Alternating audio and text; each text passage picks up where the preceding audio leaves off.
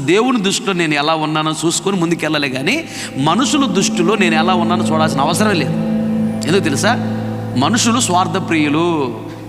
నువ్వు వాళ్ళకి ఏదన్నా కొంచెం మేలు చేస్తూ ఉంటే అబ్బో నీకు డబ్బా కొడతా ఉంటారు. ఓ సొంతశీల డబ్బా కొడతారు చూడు, పక్షులు వచ్చినప్పుడు వెళ్ళటానికి డబ్బా కొడతా ఉంటారు. అలాగే నువ్వు కొంచెం అడిగినప్పుడు వాళ్ళకి అంత డబ్బులు ఇచ్చి, కూర ఇచ్చి, రాగానే కొద్దిగా టీ ఇచ్చి ఇటువంటి పనులు చేసావనుకో నీకు డబ్బా కొడతారు, పొగుడుతారు. పొగడతలకు పడ్డావా? బైబిల్ ఏం రాయబడి తెలుసా? శ్రమ. పొగడతలు పడకూడదు, డబ్బా కొడతారు కొందరికి, అదే పని పొగుడుతూ ఉంటారు. అసలు మనం ఎవరు మనకు తెలుసు కదా.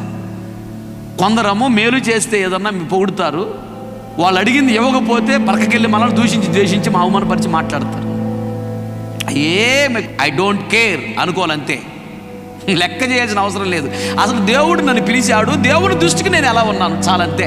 దేవుని దృష్టికి భక్తిగా ఉంటే చాలు, దేవుని దృష్టికి యథార్థంగా ఉంటే చాలు, దేవుని దృష్టిలో మంచి సాక్ష్యం ఉంటే చాలు, దేవుని దృష్టిలో నేను ఆశీర్వాదం పొందడానికి యోగ్యంగా ఉంటే చాలు. అలాగని మరీ పూర్తిగా విడిచిపెట్టకూడదు. మనుషుల దగ్గర కూడా సాక్ష్యం ఉండాలి. భక్తి గల వారి దగ్గర సాక్ష్యం ఉండాలి, అది గుర్తుపెట్టుకో. భక్తి లేని వాడి దగ్గర సాక్ష్యం మనకు అవసరం లేదు.